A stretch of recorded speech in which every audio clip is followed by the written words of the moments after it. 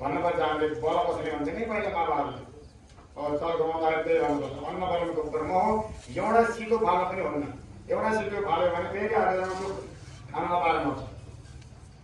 यो अन्नको नेपालमा र भारतमा अन्नको त्यति महत्त्व छैन। त्यसमा बाहिर देशमा बल्ल थाहा छ। कहाँ फल्दैन अन्नबाट माटोबाट फलाउनु पर्छ। त्यहाँ अनि बल्ल उनीहरूलाई थाहा हुन्छ कि अन्न भनेको के हो। उनीहरूले साथीबासी केही पनि भन्दैन। किनभने फल्दैन छैन किनेर ल्याउनुपर्ने हुन्छ। धेरै महँगो हुन्छ। हामीलाई चाहिँ केही शब्द फाल्दैछ त्यहाँ उम्रिहाल्दै टिपेर खान पाइहाल्यो। यो पनि सही। हाम्रो देश त स्वर्गै हो नि त। अनि यही भन्नुहुन्छ त्यहाँ पितृमाथि दुसका मातालाई पितालाई दूषित गर्ने व्यक्तिहरू पनि के हुन्छ ती पञ्च उग्र पापमध्येमा पर्छन्। तिनीहरूको पनि पाप नाश हुँदै जान्छ। यो श्रीमद् भागवत पढ्ने भने अथवा यसको सेवन गर्ने भने।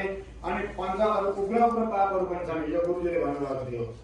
ब्राह्मण हत्या, गौ हत्या, अनि आगो लगाइदिने अर्काको घरमा अथवा खरबारीमा जेल होस्, अनि स्त्रीलाई कन्या स्त्रीलाई दूषित गर्ने, विधवा आमालाई दूषित गर्ने, यी 5 वटा उग्र जो पाप छन् ती पाप गरेका व्यक्तिले पनि दिनदिनै यो श्रीमद् भागवतको सेवन गर्दै गयो भने तिनी सबै नाश हुँदै जान्छन्।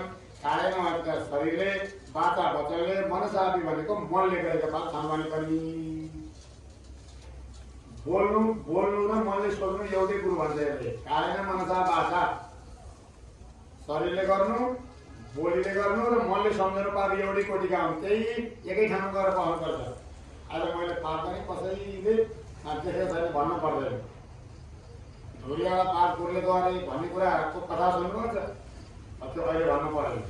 त आफै भन्नु कि घर ठाउँमा आयो फलानु बेला मैले यस्तो पाप गरेको थिएँ 12 वर्ष पहिला।